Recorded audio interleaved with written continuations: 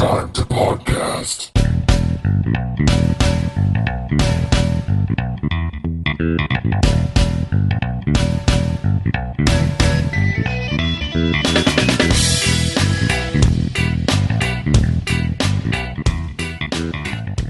Welcome, everyone, to the first episode of Hypertime to Podcast. I am your host, Josh Miller, and I'm joined by the Podfather himself, Alan Muir. How are you, Alan? This podcast has been brought to you by Jules. Can you explain that for anyone out there?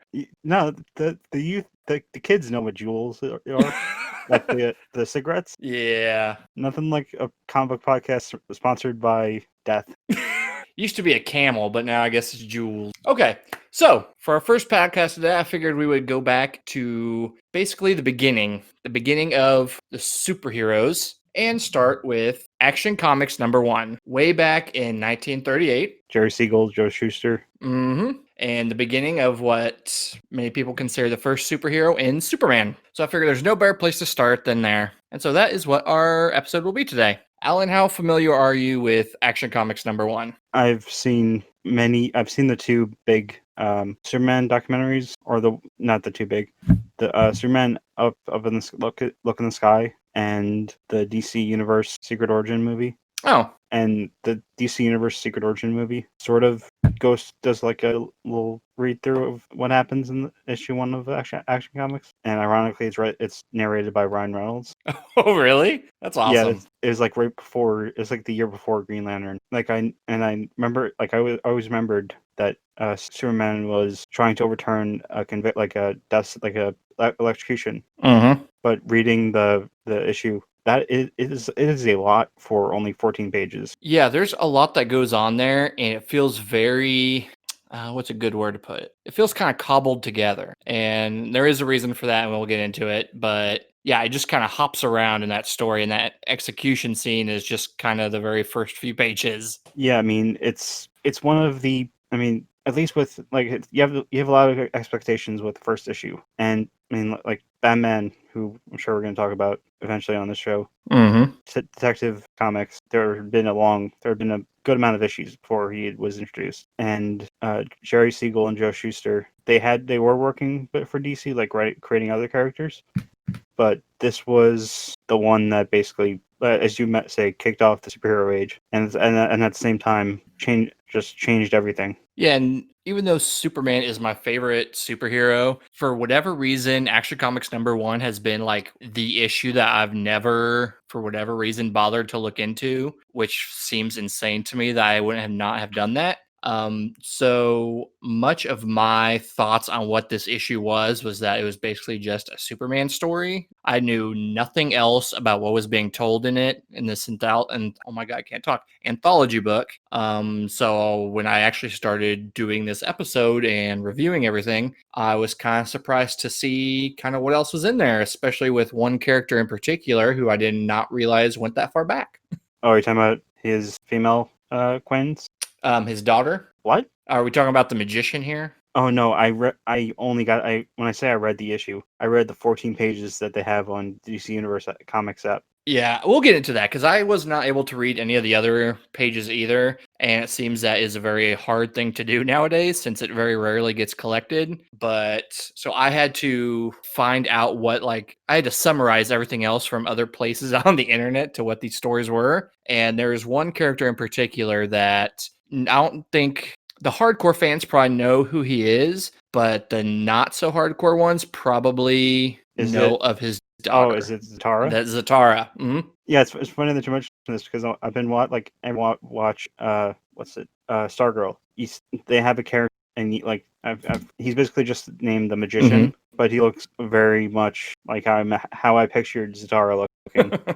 The first time I remember Zatara was in Underworld Unleashed, and it's been a while since I've read that story. I think there was a supernatural club that he was part of, and Zatanna was involved with that. I think it was. And John Constantine got him killed. Mm-hmm. So yeah, I was surprised to see Zatara come up, but yeah, we'll get into all that a little bit later. So first, what I want to do is kind of go over what the company was like at the time, because it was much different than the DC we know now. So at the time, it was a company called National Allied Publications, and it would eventually become DC. Like I think it was like 20 years later. Actually, no, it was much later. I think they were calling themselves DC after 20 years, but they didn't officially rebrand themselves until 1977.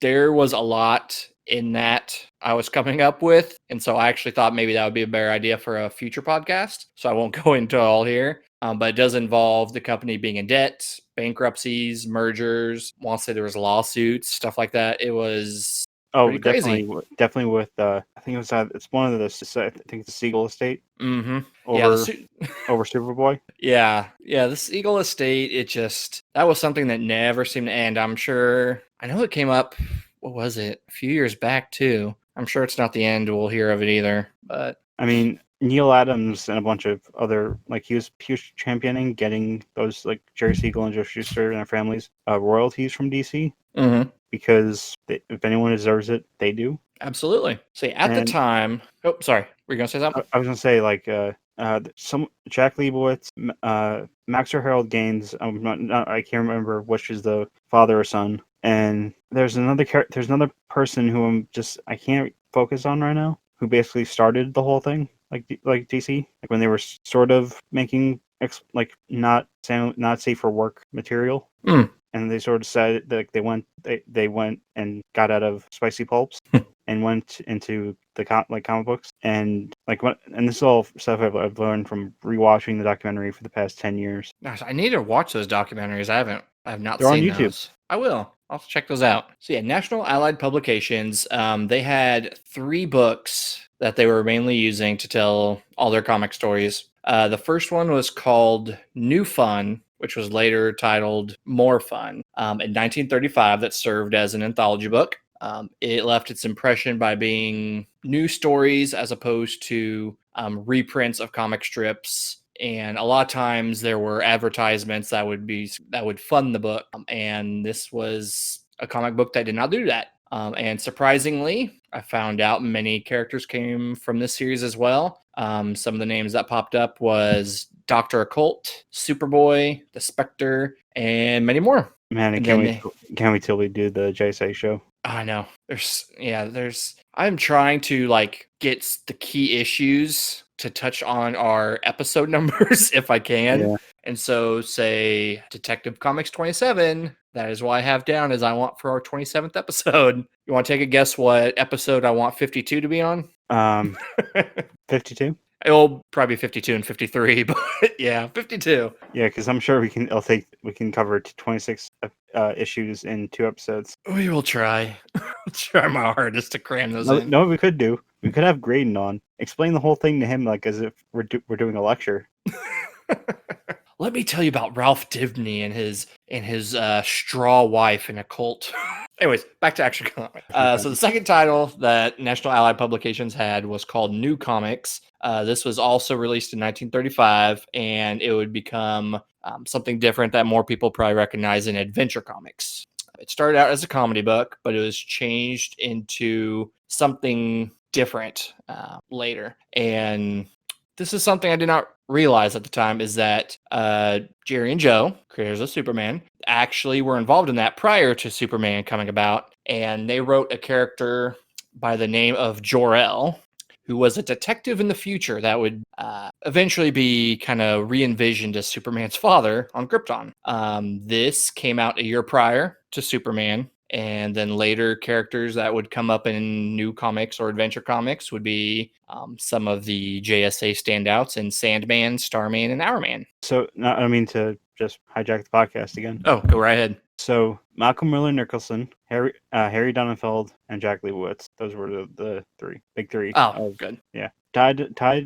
Malcolm Wheeler Nicholson died in 1965 in Long Island. So, crazy. So, Alan, did you realize that Jor-El was created a year before Superman was created? No, they don't. That's the one thing. It's one of those things they don't say. It's weird because even in Action Comics 1, they don't even reference Superman's parents on Krypton at all. So it was just really weird finding out that Jor-El existed before Superman did as a character. Yeah, have you seen Krypton? I have not. Okay, so they have Clark's or Kal-El's grandfather, even though they kind of created that, or they if that character is not around by the time Starman was around in like the Starman series in the mid to late or the early 90s, there was an arc where they went to Krypton and Jack Knight, who is the titular character of Starman, tells Jor-El to send Kal-El to Earth, and the first thing like when he gets back and encounters Superman, he tells him about this, and Superman asks, "Why didn't you tell him about like what was wrong with the planet?" And it's just one of those things where it's like, if I told them about that, it would have changed everything. I'm like, we need you here. Yeah, that's a good point. I just love when they do different takes on the DC legacy. Yeah. Well, speaking of legacy, this third book that they had also has quite a legacy because it's Detective Comics that came out in 1937, but the character that it's most associated with in Batman didn't come out until issue 27 in 1939. It was an anthology book about detectives. Jerry and Crimes. Joe were also there as well prior to Superman. Slam Bradley, does that name ring a bell? Yeah, he was on the first season of Batwoman. Oh, was he? Yeah, and the whole episode of was everyone shipping them, like shipping Batwoman and Slam Bradley. And at the end of the episode, Kate Kane just he's about to save her, and she just rejects it. But I also yeah, didn't. It was one of I those just things that I had to go back and read for an upcoming episode. One of the ones that you had requested. I didn't realize he was also in that book too. yeah, there's a lot of right now or in the past 10, 15 years, the comics have been they have that or actually since Dan DiDio or during Dan DiDio's time, there was sort of a shared universe type concept or shared world where certain things in one book would be mentioned in another. Mm-hmm. And it's one of those things where it makes sense. And this was when there was 30 to 40 books. So going all the way back to the 30s when there was 3 books makes it much easier. Absolutely. So proceed. All right. So now that we got those 3 anthology books out of the way, let's go to Action Comics and that anthology book.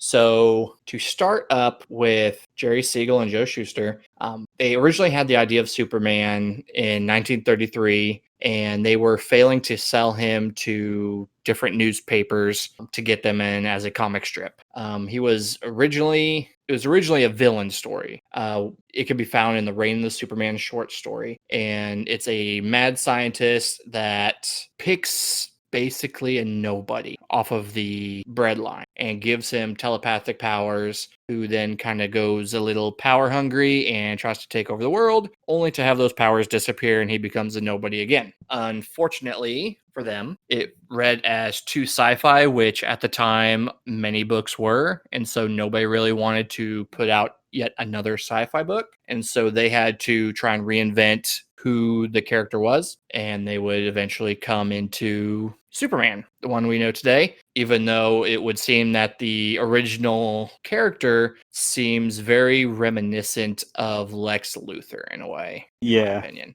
But Lex Luthor wouldn't appear until Action Comics 23 in 1940. And now there has been a number of inspirations into Superman, both in design and I guess why he was created in the first place. So the first is kind of more of a depressing reason in a way. Is this about the death of someone? Yes. Yeah. You want to go into that? Yeah, so Jerry Siegel's father he died during a robbery. He wasn't robbing anyone. He was on the other side, and he had a heart attack, and you can tell it sort of shaped some percentage of the Superman character, like a parental figure who could live forever. Yeah. When I was reading it, it said that Joanne Siegel, which was Jerry's wife, said that after that robbery took place, that Jerry had many cases of drawing sketches of a superhero saving a man that looked very much like his father. Yeah. During a robbery. Do you know about the design of Superman? About where a lot of that came from? No. Okay. So part of the inspiration of Superman came from a lot of mythical figures like Hercules, in terms of, being And incredibly Samson. strong. There was John Carter of Mars, who I'm not particularly familiar with, but it's a soldier who goes to Mars, and because of the weaker gravity there is stronger. some of the mannerisms that Superman does was given credit to action star Douglas Fairbanks at the time. The costume design, I've heard Circus Strongmen was the Yeah. inspiration there. And then the very popular spit curl is said to be from quarterback Benny Friedman. And then do you know where the idea of Lois came from? No, that's one thing I kind of wish I actually had known, because when I think it was either junior or senior year of high school. No, it was my senior. I did a report on Superman, Mm-hmm. and like me being a wannabe, me being the writer I am, I basically went to cover, like, I used the two documentaries and other outlets as like sources. Mm-hmm. And yeah, finding out who Lois Lane was created, like, based on, can never find out. According to one of the sources I looked at, it is based on Joanne Siegel, Jerry's wife. So at least sketching wise, he modeled Lois after his wife, which makes sense. Hearing more of this makes sense in terms of what if Jerry sees himself as Superman, Mm-hmm.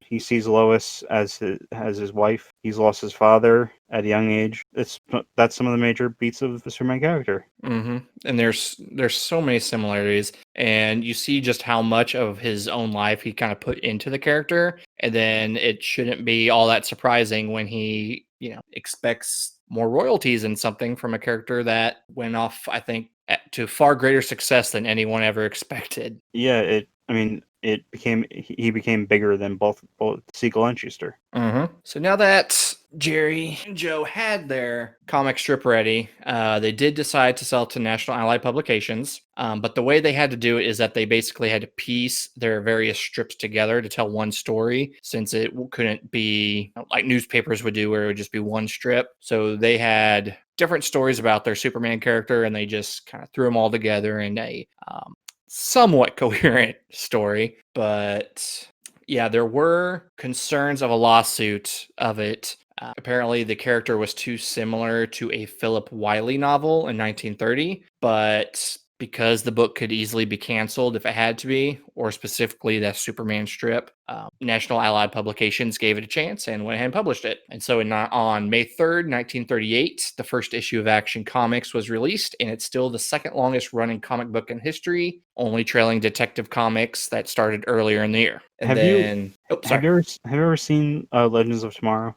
I have not, no. There's the second season had Eobard Thawne, aka the Reverse Flash, as the villain, or as one of the main villains, and that Legends of Tomorrow is a time centric show. Mm-hmm. And during the second season, they had an episode where George Lucas is like all of his films were erased, and that he never made them, and it had major effects on Ray Palmer and Citizen Steel. And I'm just thinking, man, I'm surprised someone hasn't done a time travel story about like what the ramifications of erasing Superman would be. Like, there would be no. I don't think DC Comics would still be around. Yeah, I know they've kind of tiptoed. Well, no, I guess maybe not. Like, I remember in the documentary they mentioned that because of Superman's success, they put out a call basically like, bring us the next Superman, which was one of the ways that Batman kind of basically became a thing.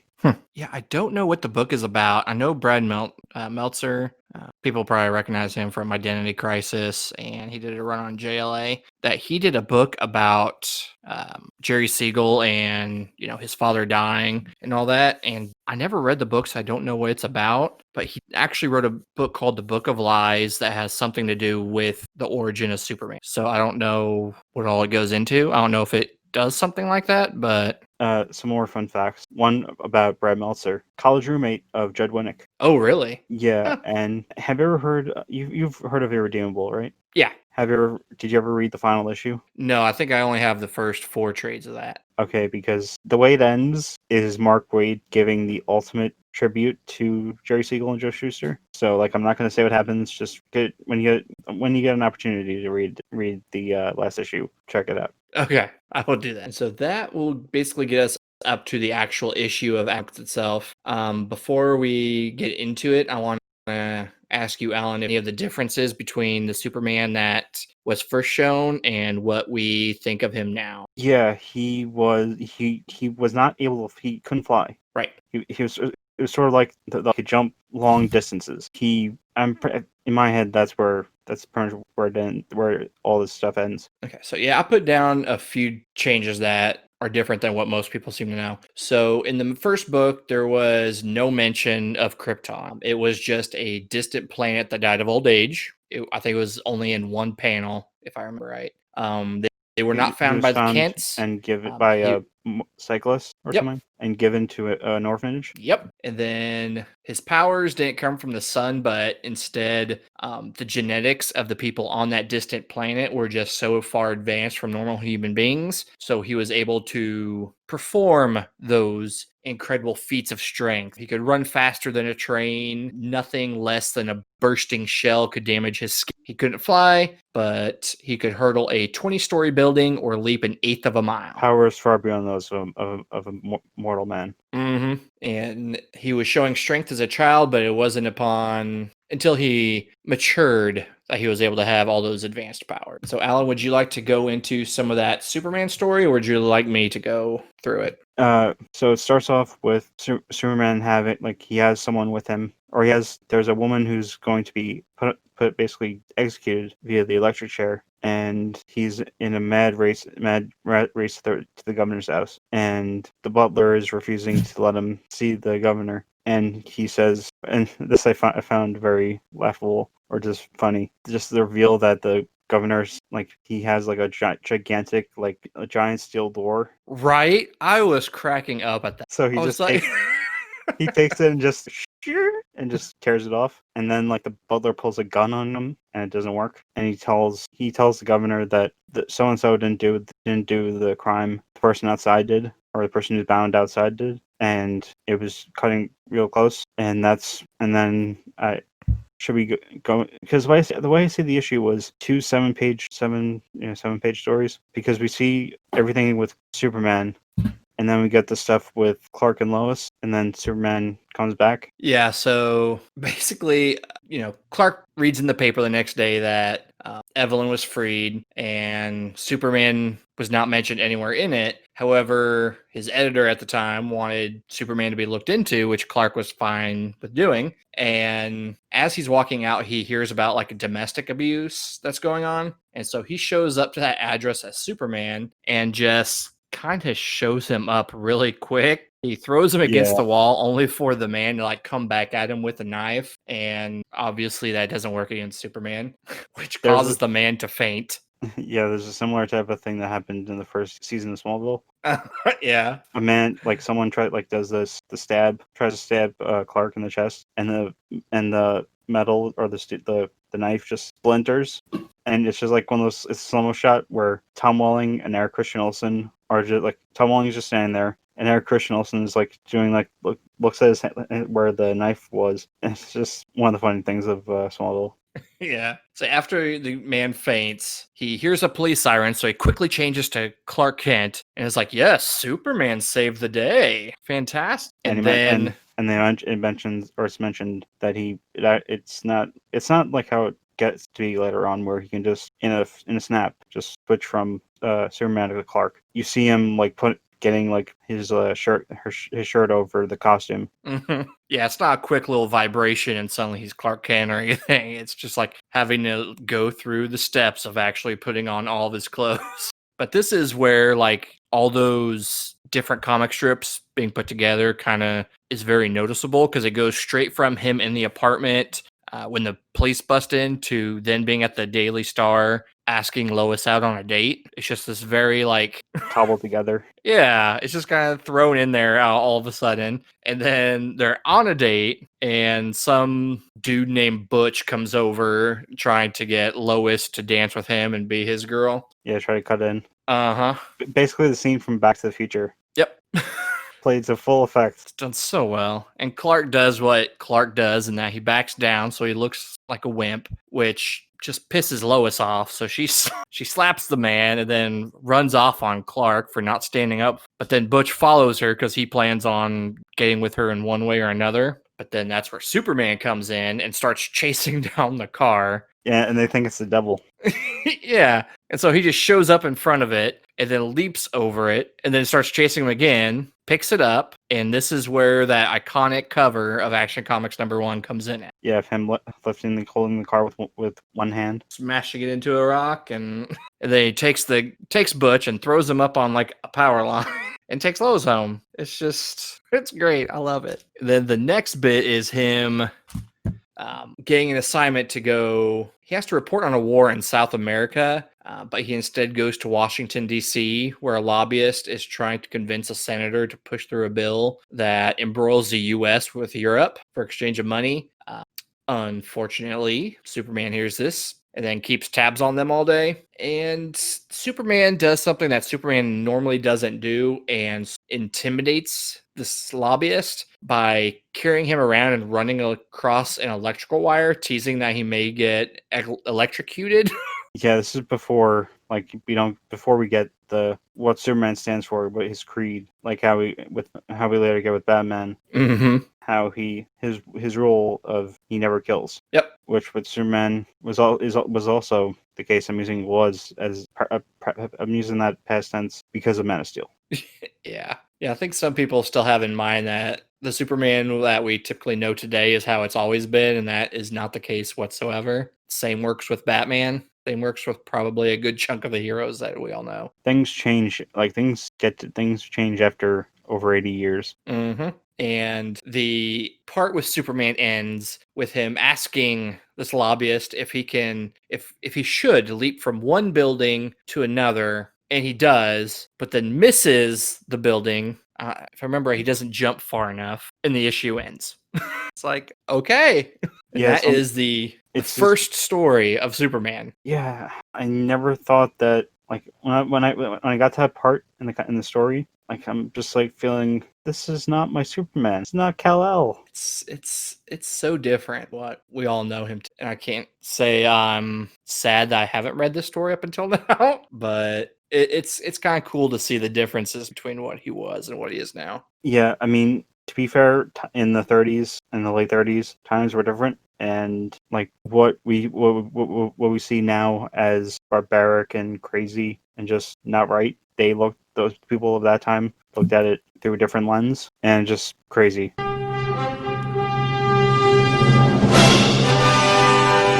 So we will go from Superman and discuss the other stories from Action Comics 1 that most people don't know. I don't know. Including myself. So again, I just want to reiterate that with these stories, I have not been able to actually read them.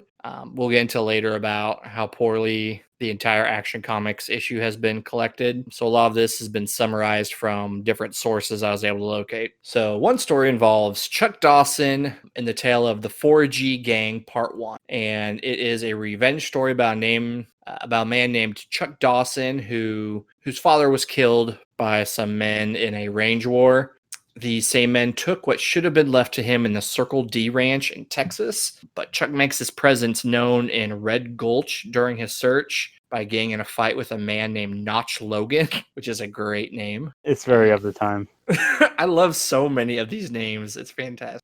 He gets in a fight with him and is told to leave town by the sheriff, but two men are told to kill Chuck by John Burwell, the owner of AG Ranch, and meet him at a cafe. These two men try to make it look like a typical fight, with one of them named Trigger Holt bumping into him to make it look like an accident, and then prepares to shoot Chuck. Chuck instead shoots the pistol out of Trigger's hand and uses jujitsu to stop him because, everyone just is a black I just belt. knew that. You're right.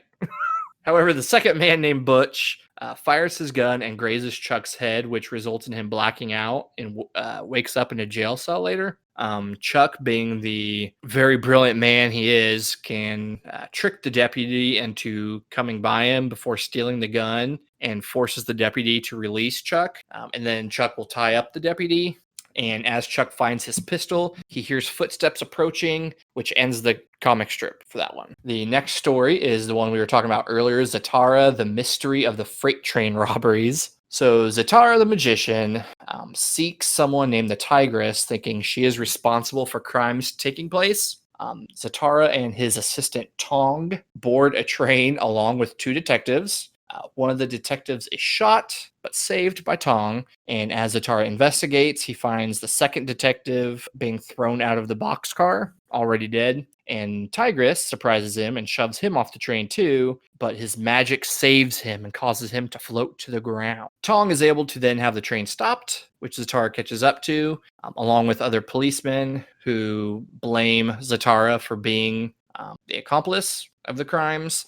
But Zatara thinks that the train inspector who does the accusing, named Babcock, has something to do with it all. So Zatara and Tong find a shack where there are some suspicious people that entered. Tigress ambushes Zatara, knocks them out, and she has her henchmen set the shack on fire before going to rob a train. Zatara is able to escape, and Tong has taken Babcock to the police and then boards the train. Zatara prevents the valuables from being stolen, but Tigress confronts him, and Zatara transforms her pistol into a bullet, and Tigress escapes. Zatara lays out the plans and how Babcock was involved, who also confesses to the crime. Just your typical detective story right there. Yeah, and Tigress, she herself would be like changed from that point in time to currently. She is best known for being the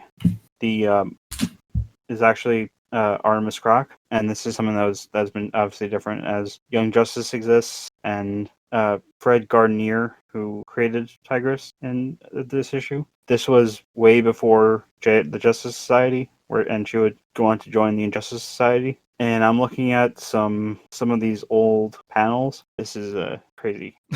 That should be the subtitle for this episode. Alan says this is crazy a lot.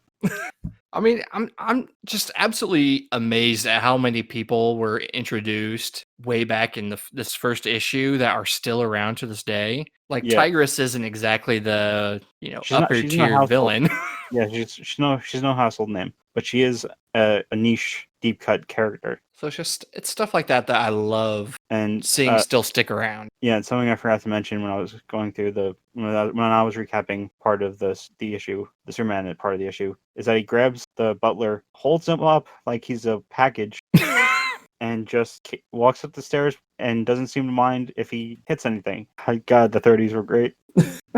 So the next story, how's this for a name, Alan? Sticky Mitt Stimson. Okay, this is this is nuts. This is definitely an NSFW. So this story, I found a few pages of this one online. There's not a lot of dialogue that seems to be going in it, but the gist is that a thief is trying to steal an apple from an outside market, but is caught in the act. And as he's trying to escape, police are after him, and it's just him basically running away from the police the entire story. He immediately loses the apples by bumping into someone. He tries hiding and fails. He jumps into a building and disguises himself. I think it's a cemetery. And then the last page that I was able to find is the police mistaking someone who looks similar to the one he's dressed up as. And then he comes out of hiding from a trash can. It's like, what is the story? I don't get it. I'm looking at all the different stories in this Action Comics #1. Uh-huh. Oh man, we've got 1, 2, 3, 4 more to go. Yep. The next one involves Marco Polo, The Adventures of Marco Polo Part 1. By Sven Elvin. Marco Polo, his father and his uncle travel to China, but is sidetracked to Acre to visit the Pope. The Pope instructs them to go to Tartary with priests and gifts, but the ship they're traveling on is a ship that is at war with Babylon, who discovers them out on the open sea. Marco and his family escape through an Armenian port and continue until they reach Kargar Pass. The party splits up after fears of savage tribes and some bribery to keep it along. Marco leads one group and his father and uncle lead the other. As Marco travels through the hills, he is attacked by some of the tribe people, and in defense, Marco and his crew rolls rocks onto these people. Sounds thrilling. The next story. Can I just say this next story? Sure, go ahead. Pep Morgan, the light heavyweight championship. And I'll say someone we should mention, like someone who the editor for the Action Comics, Vince Sullivan, is the man who bought or who was convinced of putting Superman in this book. Oh, was he? Yeah, and he also was responsible for like when Bob Kane and Bill Finger created Batman. Bob Kane brought it in to Vince Sullivan, and history was made. I hope Sullivan got a hefty retirement for what he did for that company. Yeah, I mean I'm pretty sure he outlived, like, he passed away in 1999. So Oh man, healthy life right there. yeah, so let's talk about this boxing match. Yeah. Do you want to take it, or would you like me to still take it? I'll take it. Okay. Pep Morgan is fighting a boxing match against Sailor Sorensen. Sailor's manager, Doc Lowry, is a known cheat, and when it appears Sailor was losing, Doc covers his gloves in liniment. The next round, Sailor swipes Pep in the eyes, blinding him, but Pep gets lucky on a blind swing and knocks Sailor out. After the fight, the police question Lowry, but the doc removed the liniment already, so without any evidence, they allow him to walk free. Months later, Pep and his manager, Pop Burkett, hear about Doc Lowry's new rising champion, Boomerang. Pep is suspicious of Doc using illegal methods to win those fights, so he and Pop buy tickets to watch Boomerang's next match. It starts out as a straightforward fight, suddenly turns odd when Boomerang's opponent begins acting groggy, as if he were drugged. One knockout later, and Boomerang is the winner, though Pep smells a rat. And the next fight will be against Pep himself. So Morgan and Pop return to the gym to get ready, and Doc threatens Pep, saying he's been waiting for a chance to get back at him since he accused him of cheating. The bell rings, and Pep, Morgan, and Boomerang face each other in the ring. But after Boomerang lands a blow, Pep begins to feel woozy. But despite this, he wills himself to fight on, and Boomerang gets hit with a knockout punch and goes down. And before Doc Lowry can make an escape, Pop intercepts him, with two detectives blocking his way. You notice that Doc had sewn a hypodermic needle to the gloves Boomerang would then use to dope his opponents. Lowry is taken away to prison. I heard everything about this stuff was like stuff like this could happen in the 30s. That's pretty inventive. Like having it put in the boxing glove. I love it. I just love how crazy some of these stories are. And the names. The names. I love the names so much. The next one. Who's the hero of the next story? Please just say the name. The next one is, oh, Alan. Like, these are the names I want to use next time I do like a character creator in a video game. You should do this when on the next set of consoles when they eventually port DC Universe online. Just have a massive amount of characters.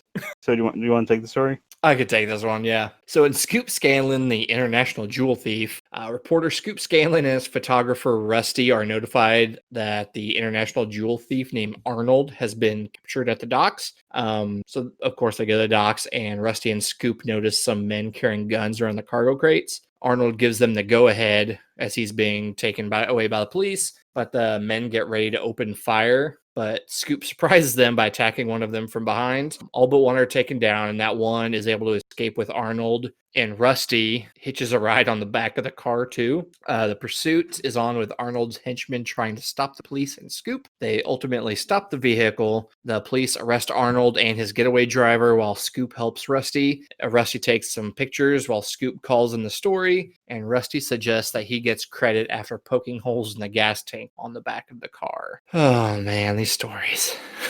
So, Scoop Scanlon would make it about 12 months till issue 13 of Action Comics, and then he just went away. Oh, it's time to bring him back. Bring back the Scoop. The next character, though, is actually like a really big character. Would you like to take this one? Yeah, Tex Thompson, Murder in England. Tex Thompson visits England and takes a stroll through the lush green country. He meets a young boy, Robert, who is fascinated by the cowboy life and invites him along as a traveling companion. The two of them stumble upon a murdered man in the road. Robert goes to find the police while Tex stays behind. Sonia, a nearby woman, encounters the scene and accuses Tex of the murder, forcing the cowboy to run from the sheriff. Secretly, he trails the girl, learning that Sonia is working with the killer and his gang. They've captured young Robert, the only witness to Tex's innocence. Tex frees the boy and sends him for help. In the meantime, Tex finds himself captured. Robert returns in time to free Tex, but both men are still in danger from the gang until the sheriff arrives to round them up. So Tex Thompson, he would actually last longer. Mm-hmm. And he was a part of, or he's a former member of the All-Star Squadron. He formed Hero Hotline,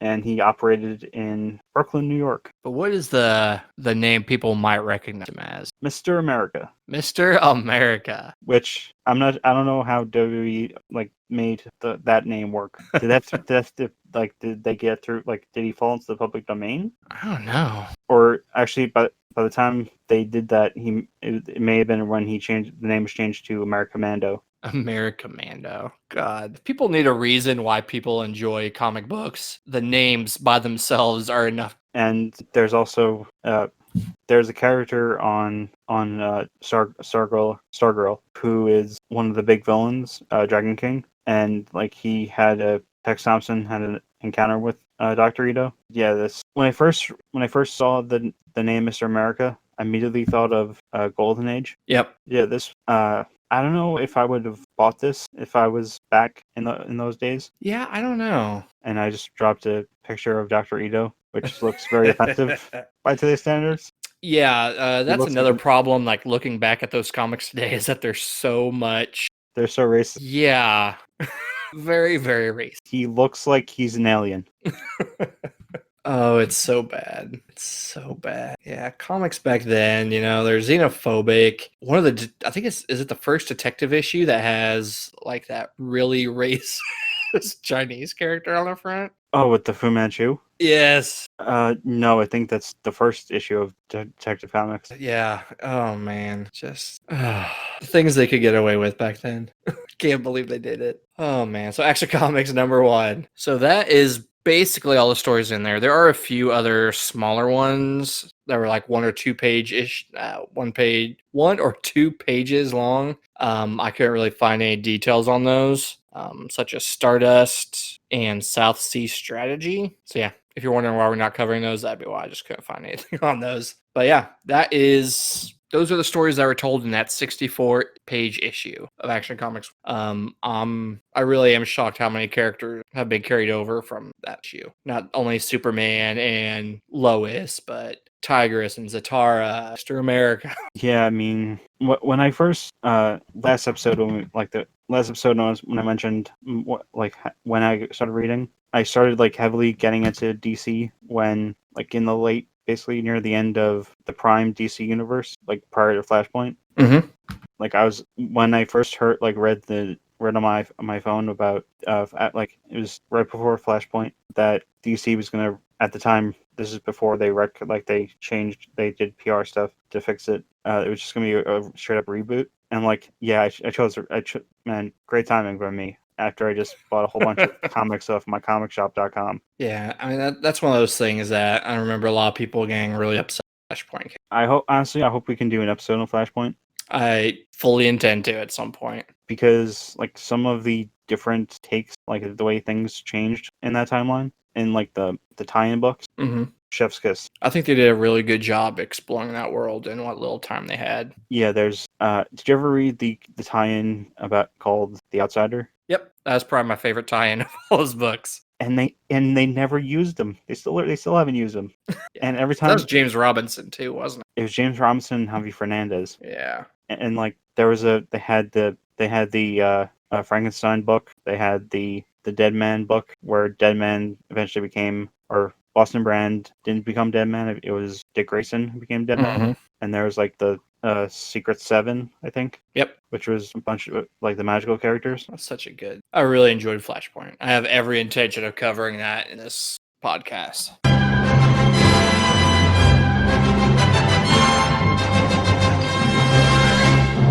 So before we wrap up with Action Comics 1, I did have some random trivia here that I figured we could go a bit. So one thing I found was that Clark Kent was developed as a reporter because that was the dream job that Siegel had when he was growing up. And so yet another case of him modeling a character after himself. According to the Comics Buyer's Guide in 2021, there are less than 100 original copies of Action Comics 1 still in existence. Nick Cage owns one. Nick Cage owns one, yeah. Well, actually, no, he sold his. He sold it? Yeah, we'll get to that in a little bit.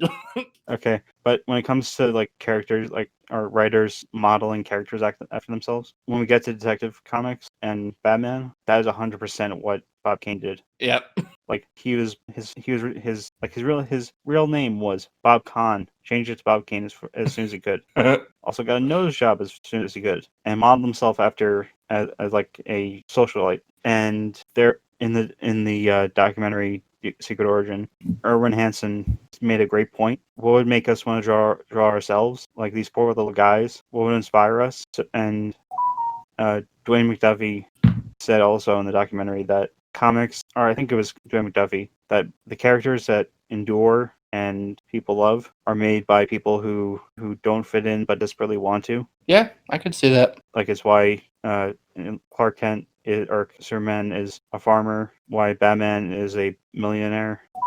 It's definitely why I don't think I'll ever stop reading comics. I mean, depending on if AT&T sells DC Comics, then I may just. Yeah, here's hoping that things don't go south for the industry. I know COVID's not really helping right now. Yeah. So earlier in the episode, I mentioned about the collection of it. The full issue of Action Comics 1 has very rarely been reprinted, whereas the Superman story has been printed over and over again. When I bought the issue to do this episode, it was only the Superman story. Yeah, 14 pages, right? 14 pages. It's been collected in books like Superman the Golden Age Volume 1, Superman Chronicles Volume 1, Superman in the 40s, and I don't even know how many more. But yeah, the whole issue I think has very rarely been reprinted, and part of that has to come from, I would assume part of it is from people trying to sell it as an original copy, because I do remember reading a story where someone was trying to sell it on eBay as like a very good condition of the original book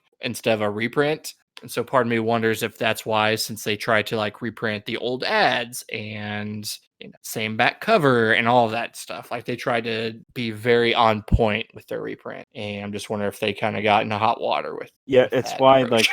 it's why wrestling games or any sports games don't get remade, because like you have to it's why certain things have to be one-offs. Like you can't do the same thing over and over again. Mm-hmm. Like up to I'm not sure if it was Lost Hard Games or when we moved over to back to VGU, and news of the SmackDown Here Comes the Pain remake that rumor was making the rounds. It's just one of the things where as soon as I heard it, I just made a note in my head like, no, that's not happening. Because like certain people are, more than one person is dead that was in that game. Yep.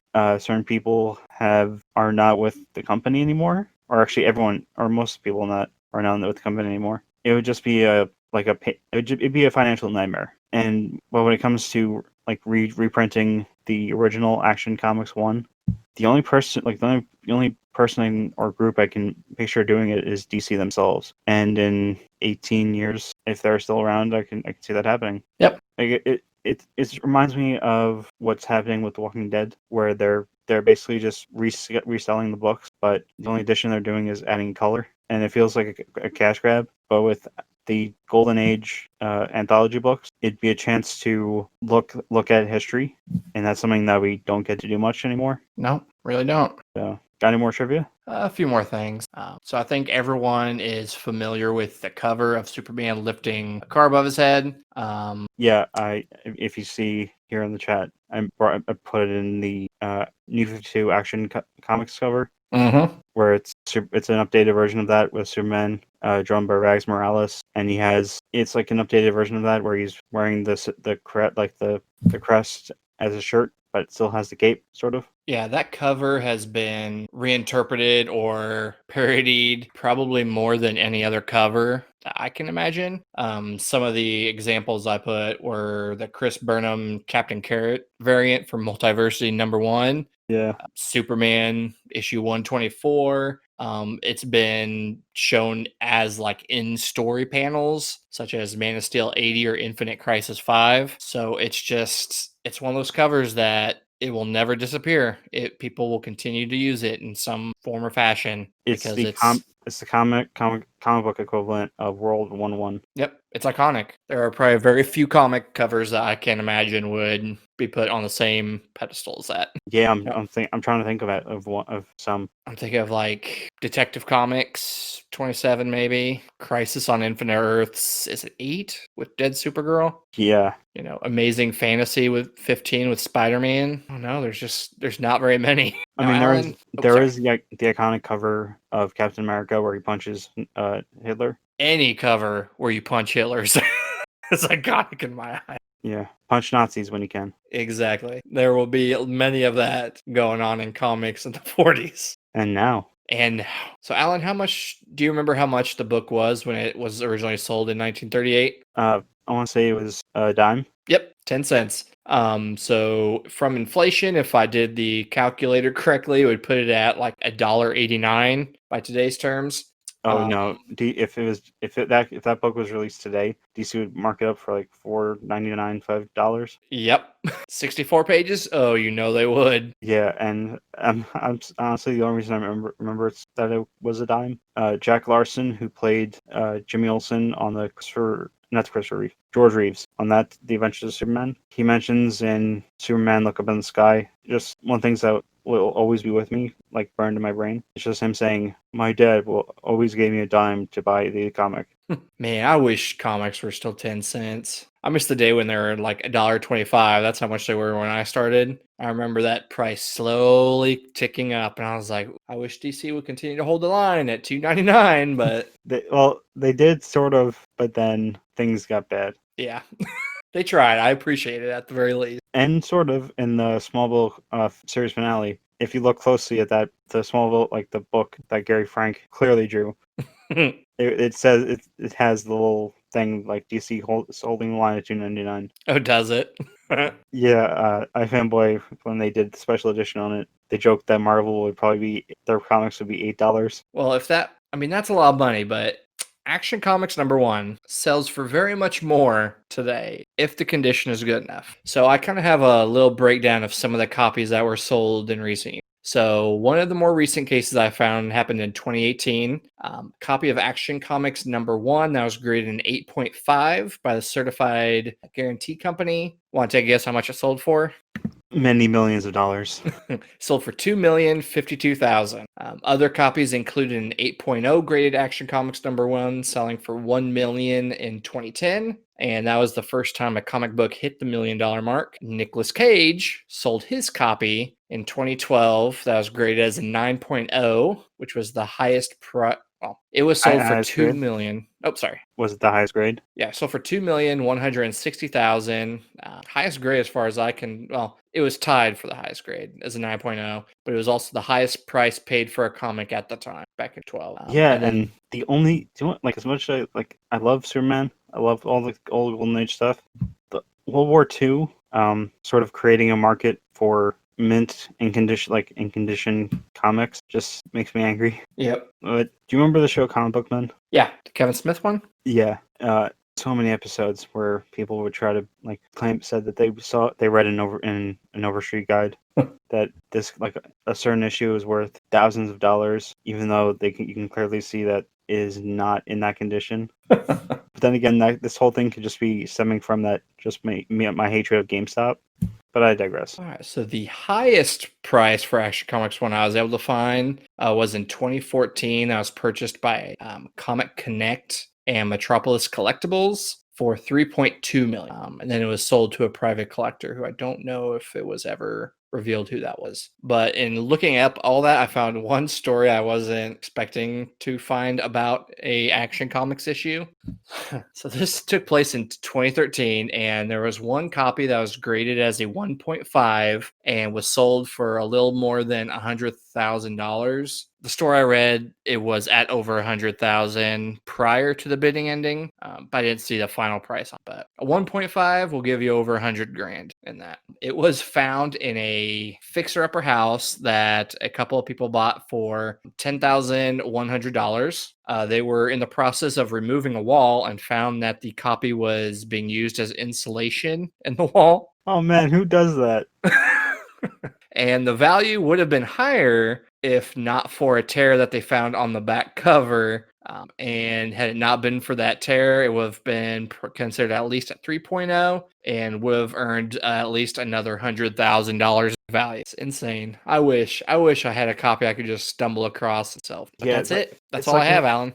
It's a real shame I never got into I got into comics when I first started reading comics. A few years later, like 3 to 4 years later, my grandfather passed away, and I never brought up comic books to him Mm-hmm. because I didn't get to chance to see him much, or didn't get to see him much because he lived in Florida. and he was also deaf. But I would just love to, because so many different things could have happened with him. Like he was even offered he was offered the opportunity to invest in Mattel before it got big. Oh, jeez. Yeah, so like in some other parallel universe, my life, I'm like a millionaire, and like every time I hear about that, I'm just like, what could have been?